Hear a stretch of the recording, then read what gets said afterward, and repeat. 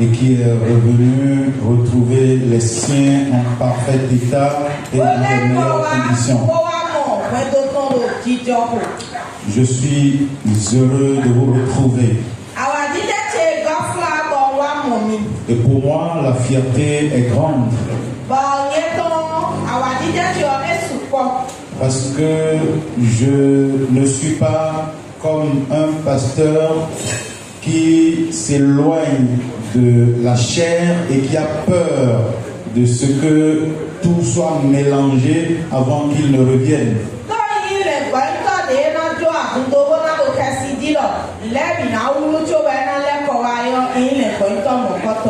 J'aurais pu rester ou je serais resté peut-être jusqu'à la fin de l'année que je n'aurais eu aucune crainte.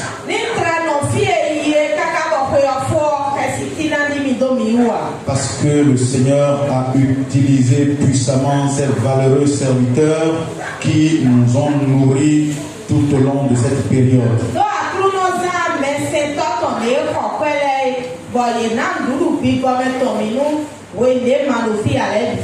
Je leur en suis infiniment reconnaissant.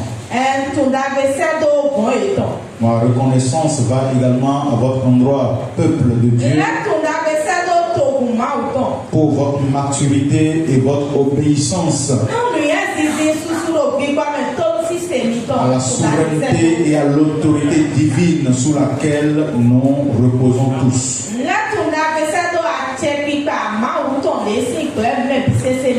Merci infiniment pour tout et que le Seigneur ne cesse de nous bénir. Amen. Amen. Lisons la parole de Dieu dans 2 Thessaloniciens chapitre 1 verset 1 à 5.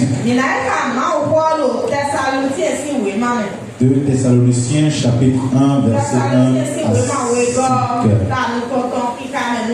Paul et Sylvain et Timothée à l'église des Thessaloniciens qui est en Dieu notre Père et en Jésus-Christ le Seigneur.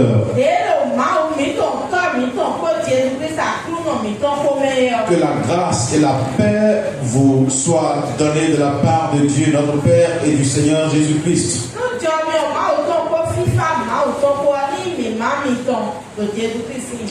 Nous devons à votre sujet, frères, rendre continuellement grâce à Dieu.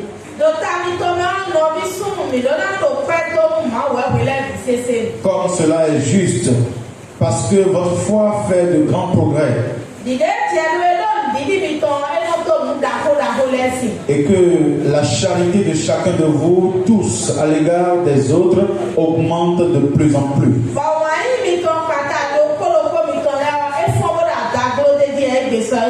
Aussi, nous glorifions de vous dans les églises de Dieu à cause de votre persévérance et de votre foi au milieu de toutes vos persécutions.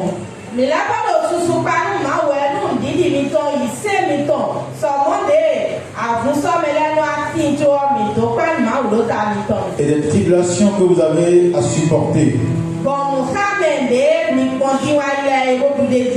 C'est une preuve du juste jugement de Dieu pour que vous soyez jugés dignes du royaume de Dieu.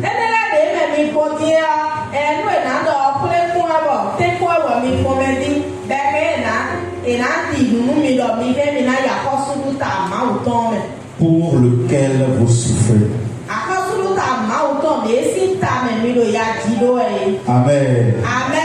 Les bien-aimés, je voudrais que vous réfléchissiez ce matin pour les quelques minutes que nous avons à passer dans la parole de Dieu.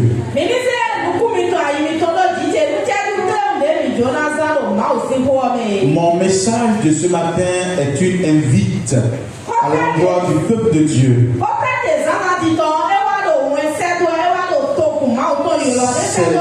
C'est une doléance que je suis en train d'adresser au corps du Christ. Parce que l'Église est en train de perdre ses repères. L'Église est en train d'abandonner la véritable raison pour laquelle elle a été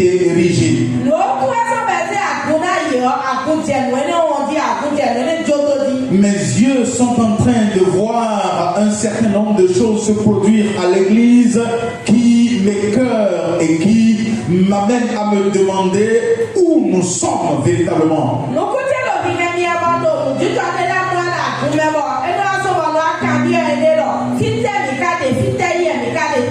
Si j'étais Jésus, je pense que cette période est propice pour que je rentre dans le temple avec une verge pour rétablir l'ordre.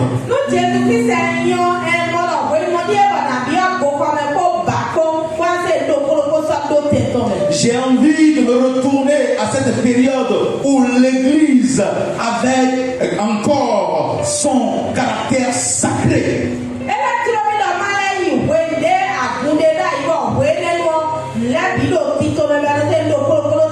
J'ai envie de retourner à cette période où quand on est dans la ville, dans la cité, on pouvait voir les enfants de Dieu et les reconnaître, les distinguer au milieu d'une multitude.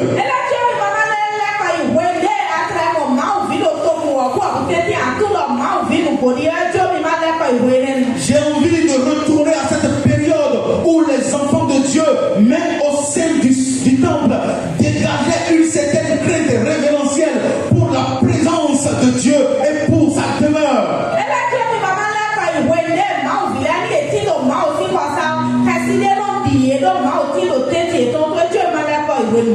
J'ai envie de retourner à l'église véritable. Et quand vous voyez le passage que nous avons lu, Paul était en train de rendre grâce à Dieu pour la vie de l'église de Thessalonique. Parce que cette église reflétait l'image que tout chrétien pouvait attendre de la part de sa communauté.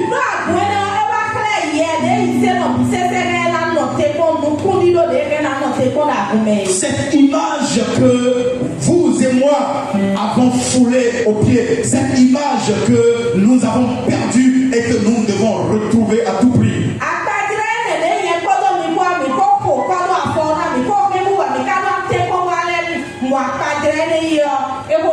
Je crois que la leçon de ce jour est une suite logique ou une confirmation, une attestation de la leçon de l'école de dimanche que nous avons étudiée aujourd'hui. Et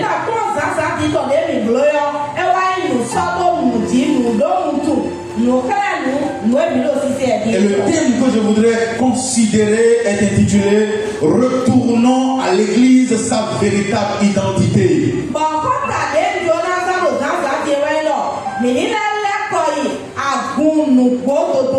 Comme pour dire à nous ou à ceux qui ont arraché, qui ont dénaturé l'église, qui ont volé à l'église son identité, de la lui retourner pour que l'église retrouve ses lettres de noblesse.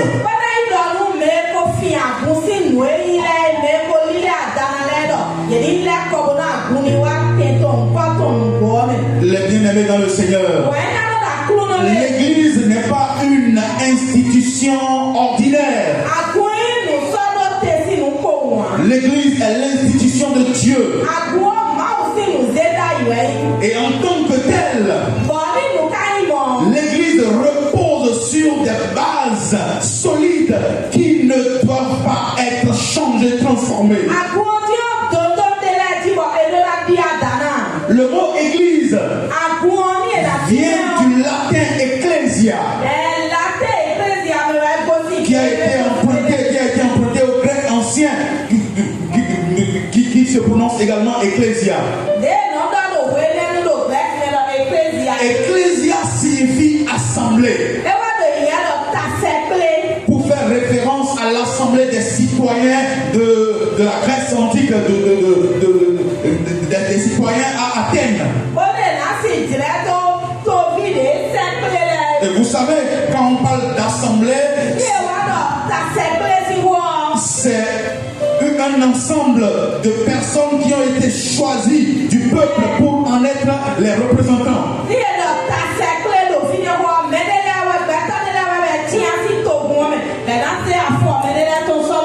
Quand nous parlons aujourd'hui de notre Assemblée nationale,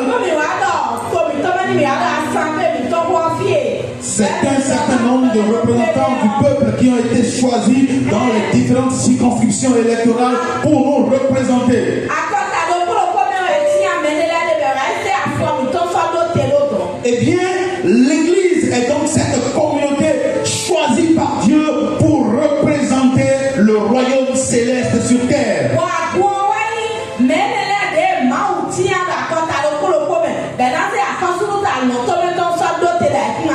Amen. Amen. L'Église, c'est le corps des saints qui est en cours de préparation en tant que fiancé pour être marié à Christ.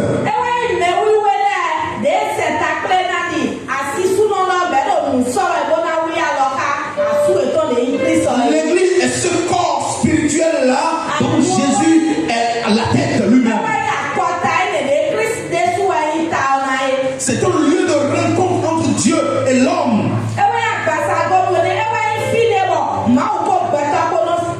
Et c'est à travers l'Église que Dieu se fait connaître au monde. Amen. Amen. En réalité, lorsque le monde voit l'Église, le monde devrait voir en elle l'image du royaume de Dieu. S'il y a une sagesse dans le royaume de Dieu,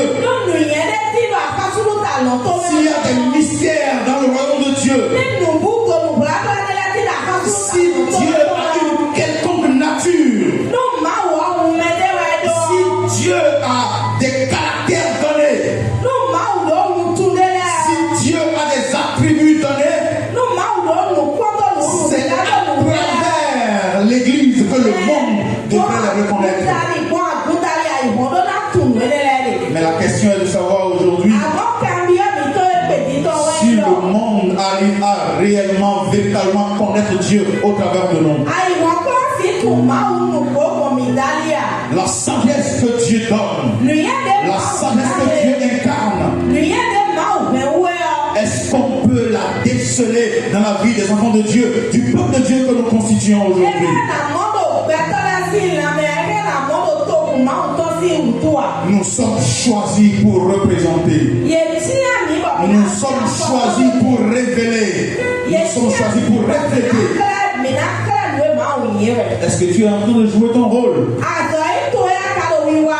C'est un moment important pour nous de nous demander des comptes. S'il nous arrive en tant que peuple parfois de demander des comptes, de demander à nos représentants à l'Assemblée nationale de nous rendre compte de comment ils nous représentent là-bas.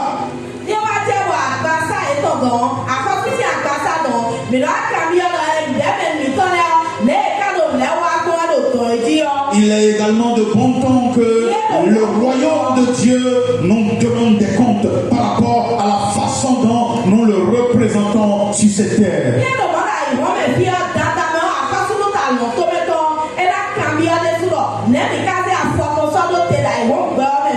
Nous sommes des représentants. Et à ce titre, tel que les représentants du peuple jouissent d'un certain nombre de prérogatives au sein du peuple,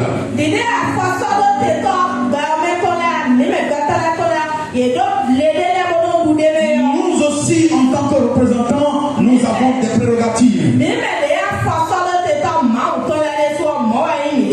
Amen. Amen. Et la première prérogative dont nous jouissons en tant qu'Église, ça se trouve dans Romains chapitre 8 verset 17. La Bible dit, or si nous sommes enfants, nous sommes aussi héritiers. Héritiers de Dieu et co-héritiers de Christ. Ça me suffit déjà. Nous sommes des héritiers. En tant que représentants du royaume des cieux, nous sommes des héritiers.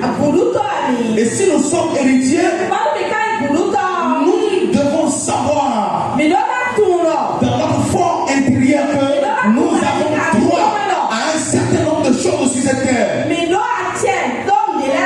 Nous ne sommes pas n'importe qui. Et donc nous ne pouvons pas vivre n'importe comment. Nous ne pouvons pas nous laisser influencer par n'importe quoi.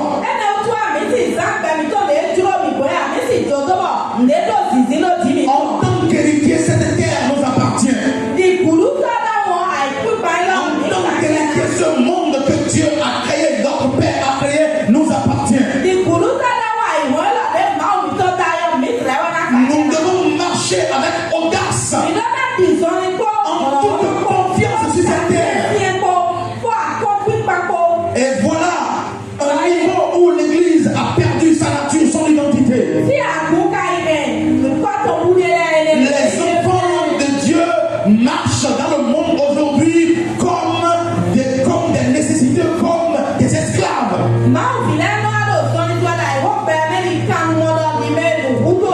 On ne ressent plus aucune audace dans le cœur, dans la vie des enfants de Dieu. Les enfants de Dieu vivent dans la peur de ce que le monde peut leur faire de mal.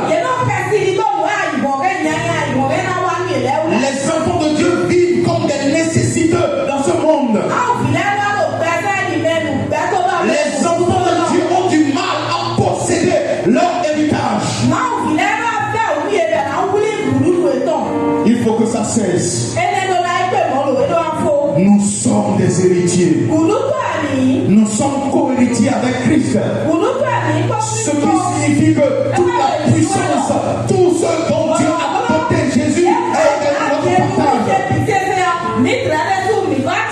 Si Jésus a pu exercer n'importe quelle influence sur ce monde, nous en avons aussi le droit, nous en avons aussi le pouvoir, nous en avons aussi la capacité.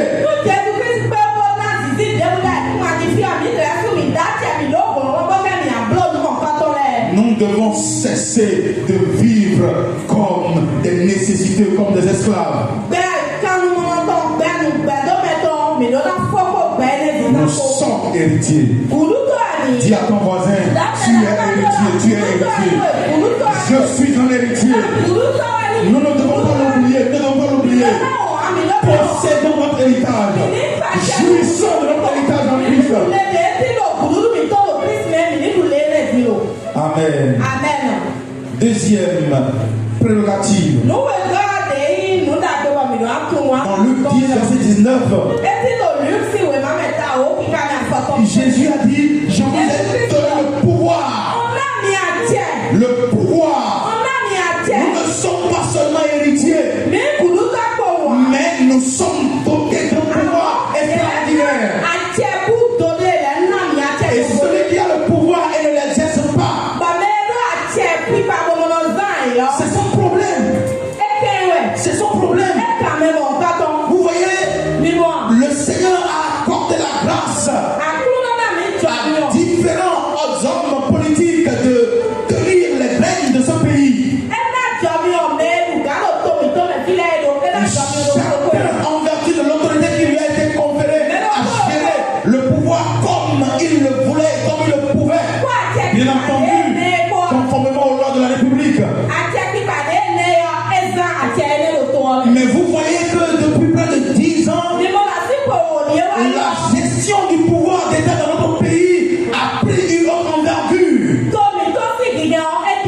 a pris une autre tournure. Parce que celui qui est à la tête sait jusqu'à quel niveau il peut exercer son autorité. Et les résultats sont visibles. Les bénévoles dans le Seigneur, comme je vous l'ai toujours dit, le monde spirituel est un monde de pouvoir. Le pouvoir où la puissance répond à la puissance. Et soit nous exerçons notre pouvoir ou nous subissons le pouvoir d'autrui.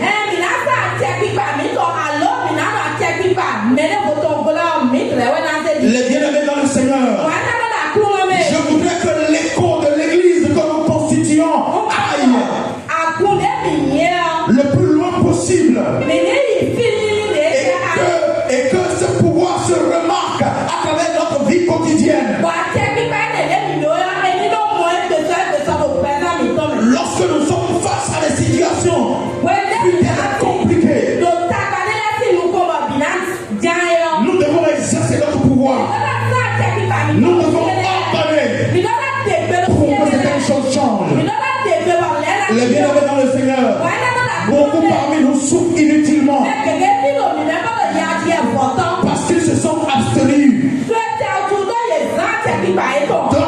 au moment où il le fallait.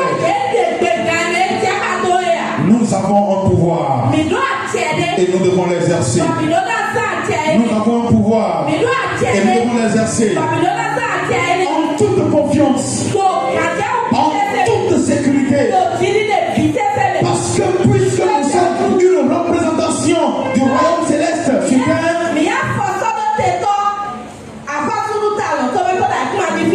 le Seigneur a diligenté une armée particulière autour de nous. Et c'est ce que Hébreux 1, verset 14 nous dit. Et je dis, ne sont-ils pas tous des esprits au service de Dieu envoyés pour exercer un ministère en faveur de ceux qui doivent hériter du salut?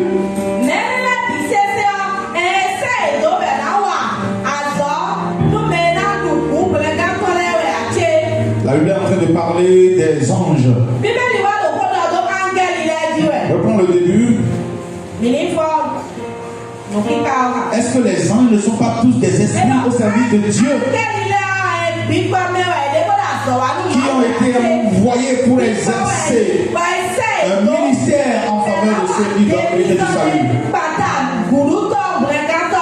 Amen. L'église est une institution très sérieuse. Et Dieu veille à sa sécurité. Dieu veille à ce que rien ne lui manque. Bien-aimé, tu n'es pas seul. Bien-aimé, tu es en sécurité. Bien-aimé, il y a des personnes que Dieu a mises à ta disposition. Vous savez, nos représentants à l'Assemblée nationale ne marchent pas seuls, hein? Nos députés, ils ont des soldats qui les suivent, des gardes de corps qui les suivent. Ils ont des chauffeurs à disposition. Des maisons sont mises à leur disposition. Parce qu'ils représentent le peuple. De cette même manière, vous et moi, Dieu nous a accordé des facilités. Dieu a mis des anges à notre disposition pour nous servir. Et rien ne pourra nous faire du mal. Nous jouissons d'une immunité illimitée. Nous jouissons d'une immunité, d'une protection illimitée, sans limite. Est-ce que tu le sais? Demande à ton voisin, est-ce que tu le sais? Est-ce que tu le sais? Pourquoi as-tu peur face aux menaces? Hein? Si quelqu'un comme vous et moi se mettait devant un député à la zone pour dire attention, si tu as une foi, il va rigoler. Parce qu'il s'imagine par quel moyen, par quelle alchimie tu peux le faire voir à lui. Avec toute la protection dont il jouit. Nous avons des anges à notre service. Et quand Jésus mentionnait l'église à travers l'apôtre Pierre, et c'est le verset que l'équipe technique nous montrait tout à l'heure, il dit tu es Pierre, et si cette pierre je bâtirai mon église. Et aucune porte du séjour des morts ne prévaudra contre elle. C'est ça l'église. C'est ça l'église.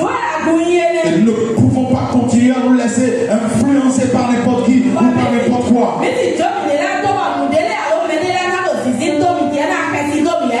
Nous devons affirmer notre identité. Et dans tous les pays où l'église se respecte, vous allez voir que les gouvernants prennent l'église au sérieux. Les gouvernants s'inclinent devant l'église. Et les hommes de Dieu sont craints et respectés. Regardez comment on nous traite aujourd'hui. Regardez comment on traite les hommes de Dieu. À combien plus forte raison les enfants de Dieu, les chrétiens que nous sommes. Parce que nous ignorons notre identité. Et quelque part parce que nous ne respectons pas aussi nos devoirs.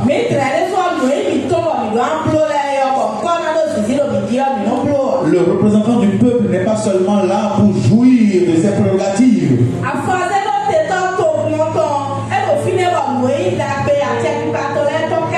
Mais il a également des obligations vis-à-vis du peuple qui est souverain. Et donc nous avons aussi des devoirs. Et le respect de ces devoirs se lit aisément dans le premier verset que nous avons lu, 1 Thessaloniciens chapitre 1, verset 1 à 5. Dans le verset 3, Paul a dit quoi? Il a dit, nous rappelons sans cesse de l'œuvre de votre foi. L'œuvre de votre foi. Nous jouit de toutes les prérogatives dont je viens de parler. L'Église a le devoir de vivre dans la foi. Et de façon plus particulière, la mission évangélique de la foi qui porte en son nom le mot foi doit effectivement refléter cette foi-là. Nous disons que nous sommes une église évangélique. Nous disons que nous sommes la mission évangélique de la foi. Mais lorsque les situations surviennent et que notre foi est sollicitée, nous sommes aux abonnés absents. Où est ta foi? Où est ta foi? Dans cette situation-là, dans cette maladie que tu traverses, où est ta foi? Dans ce chômage que tu vis, où est ta foi? Dans ce ballonnage que subit ton foyer, où est ta foi?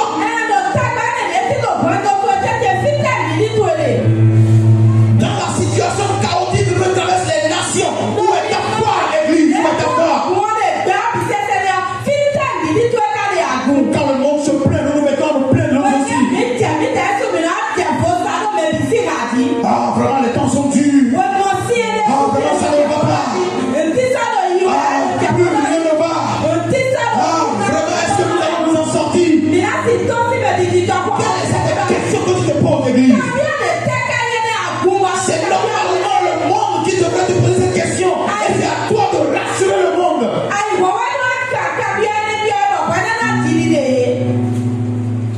Est-ce que nous allons nous en sortir? Nous sommes encore en 2025, mais les gens parlent déjà de 2026, de 2027, de 2028. De la souffrance de 2028, de 2026. Pourquoi? Et l'Église elle-même confesse ces choses. Où est ta foi? Où est ta foi? Deuxième devoir de l'Église. Le verset 3 toujours. Qu'est-ce que ça dit? Le travail de votre charité. Nous avons vu le travail de votre charité.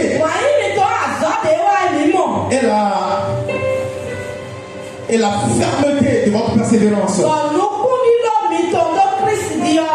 Le travail de votre charité. L'église est le lieu, est l'endroit par excellence où l'on doit dénoter l'amour en action. L'amour en action. Au moment où les plus forts soutiennent les plus faibles. Ou ceux qui ont des vertus les partagent avec ceux qui n'en ont pas.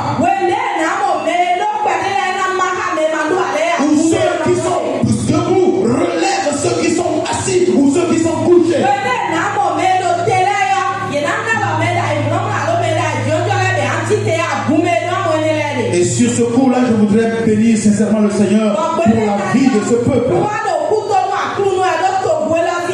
Parce que votre amour est visible à l'œil nu. Votre amour est connu au-delà des murs de cette église. Et ce matin encore, vous l'avez démontré. Dans la vie de nos enfants qui doivent reprendre les chemins des classes dès demain. Même s'il y avait parmi eux des enfants qui s'inquiétaient pour les fournitures, au moins demain avec le peu qu'ils ont eu, ils peuvent commencer quelque chose. Que le Seigneur bénisse cet amour au nom de Jésus. Oh, je dis que le Seigneur bénisse cet amour au nom de Jésus. Et qu'est-ce que Jean 15, verset 12 nous dit? Il dit, c'est ici mon commandement. Aimez-vous les uns les autres comme je vous ai aimé. C'est un devoir. C'est un devoir auquel l'Église se dérobe aujourd'hui. Nous devons nous aimer les uns les autres. Et si nous nous aimons, nous sommes obligés de nous pardonner les uns les autres. Pourquoi refuses-tu de pardonner à ton prochain alors que Dieu te pardonne tous les jours? Qu'est-ce que toi tu as fait et que Dieu ne t'a jamais pardonné?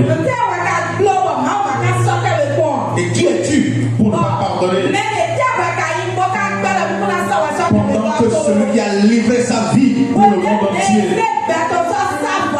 te pardonne tous les jours. Retournons à notre livre de Thessaloniciens, Thessaloniciens chapitre 1, toujours le verset 3.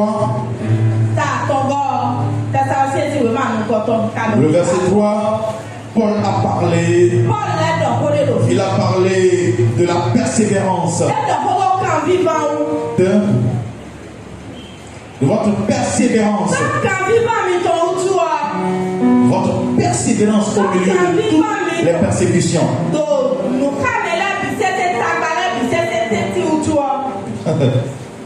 Et dans Jean 16, verset 33, qu'est-ce que la Bible dit? Jean 16, 33, nous dit ces choses afin que vous ayez la paix en moi. Vous aurez des tribulations. Vous aurez des tribulations dans le monde. Mais prenez courage. J'ai vaincu le monde. J'ai vaincu le monde. Les bien-aimés, Jésus ne nous a jamais dit que la vie chrétienne serait pour nous un long feu tranquille. Nous allons vivre des tribulations. Nous devons vivre des tribulations. Mais nous devons persévérer. Nous devons persévérer. Et des gens l'ont fait avant nous. Et Paul en a témoigné. Paul a témoigné de la persévérance des Thessaloniciens au milieu des tribulations, au milieu des souffrances, des difficultés du monde. Les Thessaloniciens sont restés persévérants. Il a dit, prends courage, prends courage. Prends courage. Tu t'en sortiras. Je te le dis, tu t'en sortiras. Cette maladie ne te tuera pas. Ce problème ne t'emportera pas. Cette difficulté ne te surmontera pas. Tu t'en sortiras. Parce que c'est dans ton identité, c'est dans ton ADN. Tu as en toi l'âme qui triomphe des tribulations. C'est un devoir. Tu dois persévérer. Tu dois persévérer. Le monde ne doit jamais voir ta fin. Mais tu resteras debout pour voir la fin de toutes choses. Et c'est en cela que tu rends fier le royaume de Dieu. auquel tu appartiens. Amen. Et la quatrième et avant-dernière obligation,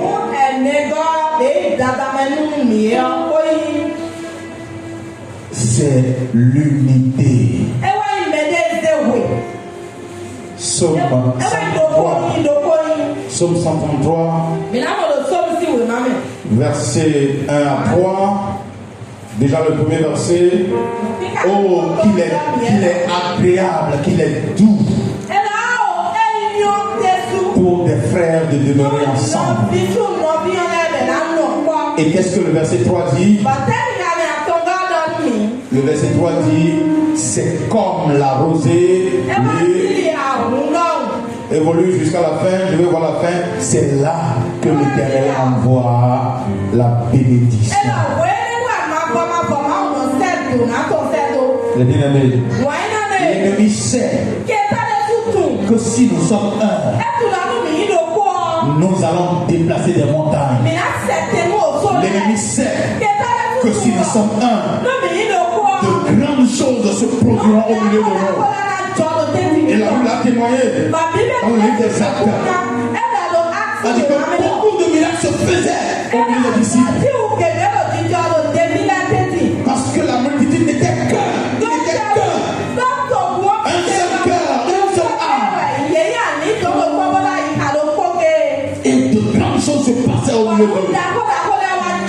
Aujourd'hui, l'église est divisée. Les hommes de Dieu se concurrencent. Les hommes de Dieu se battent entre eux. La guerre des postes, la guerre des positions, la concurrence entre les dénominations. Jésus n'a jamais initié ça. Jésus a besoin de disciples. Il n'a pas besoin de dénomination. Nous gagnons beaucoup à être un. Tant que nous militons pour le même royaume. C'est pourquoi quand les disciples avaient voulu arrêter cet homme-là qui guérissait, qui rendait ministère au nom de Jésus alors que Jésus même était encore là.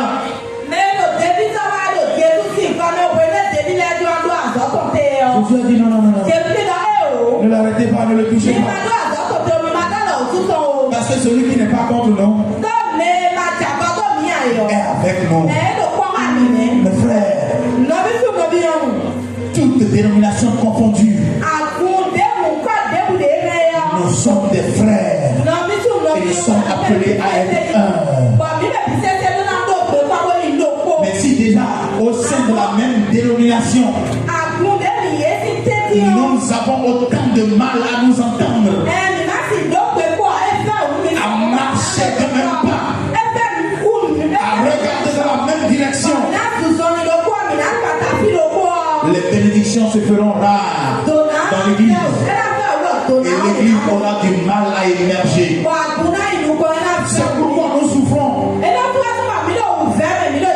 Sinon la main de Dieu n'a jamais été courte pour satisfaire à nos besoins. Travaillons à l'unité. Cultivons l'unité au sein de l'église.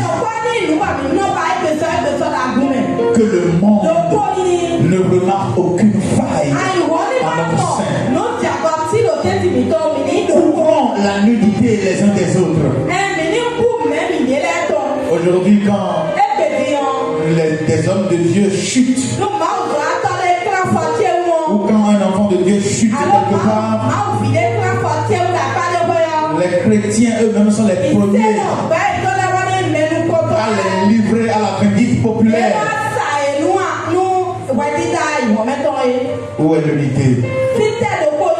Et en quoi ce comportement que nous avons rend service au royaume de Dieu? Répondons-nous. La dernière chose, la sainteté. Vous pouvez lire à la maison Éphésiens 1 verset 4, Hébreux 10 verset 22 et 2 Timothée, chapitre 2, verset 19. Dans le verset 5 de 1 Thessaloniciens, chapitre 2,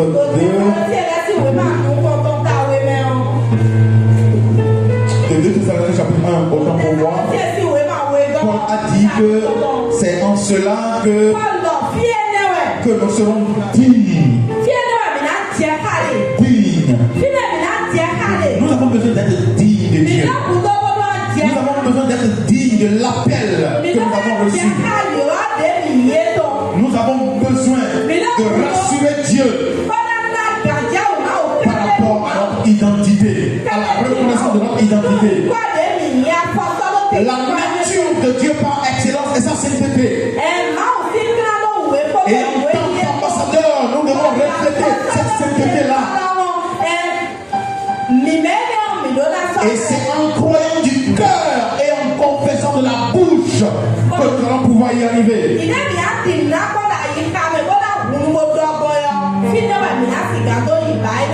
Déjà, beaucoup d'enfants de Dieu ne croient pas qu'ils peuvent vivre de la sainteté. Ils ne croient pas. Dans cette condition, comment pouvez-vous vivre la sainteté?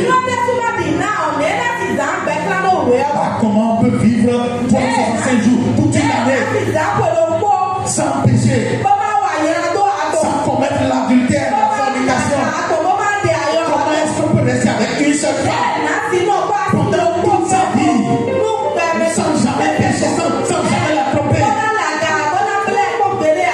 Mais si vous n'y croyez pas, comment pouvez-vous être saint? Certains disent la chair est faible. La chair est faible. La Bible même l'a dit. Mais la Bible même a dit que l'esprit est bien disposé. L'esprit est disposé parce que l'esprit influence la chair. Nous devons croire que nous pouvons être saints. Et c'est pourquoi Paul, dans certains de ses écrits, il dit, j'écris aux saints de cette église. Et quand il nous parlait de la fin des temps, il dit pourquoi nous les saints qui serons encore vivants, nous les saints. Quand on parle de la sainteté sur certains chrétiens, eux-mêmes ils ont pas. Attention, je ne suis pas saint. Non, tu es saint. Il faut que tu le crois pour pouvoir le vivre. Salut le Saint qui est à côté de toi. Vraiment, félicitations. Sainte Laetitia.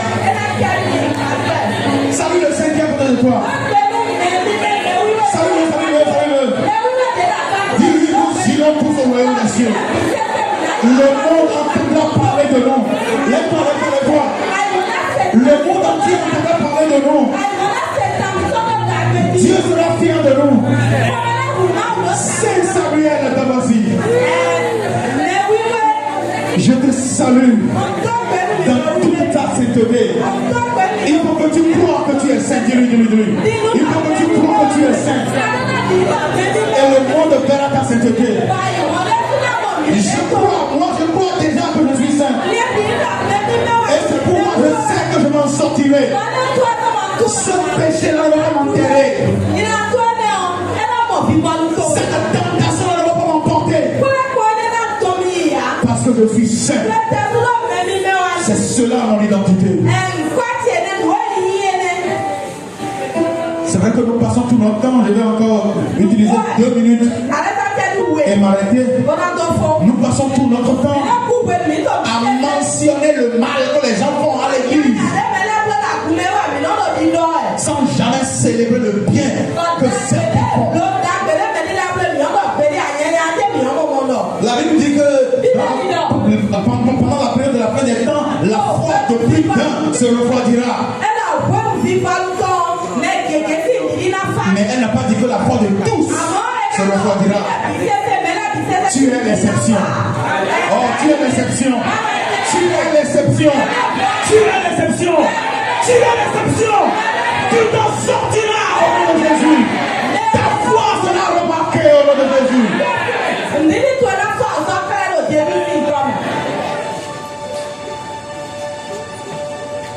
Merci, cher Saint, d'avoir participé à ce culte, à ce rassemblement des saints. Vive prolongée et que nous nous retrouvions tous dans notre demeure céleste. La trompe sonnera au nom de Jésus. Remercie le Seigneur avec moi. Remercie le Seigneur pour les prérogatives qu'il nous a accordées. Demande-lui de t'aider à jouir de tes prérogatives sans modération aucune, en toute aisance et en toute confiance. Et demande-lui de t'aider à te libérer de tes obligations. La foi, l'amour, la persévérance, l'unité et la sainteté, pour que l'Église retrouve ses lettres de noblesse, que cette identité perdue soit retrouvée, que le monde nous respecte à nouveau, que Satan soit fatigué de nous pourchasser, parce que nous sommes fidèles à nos postes, parce que nous sommes conscients de qui nous sommes. Demande à Dieu de te donner la grâce de croire en ta sainteté, la sainteté que tu as reçue en Christ. Oh, je veux croire que je suis saint, Seigneur, et je veux vivre cette sainteté maintenant et pour toujours.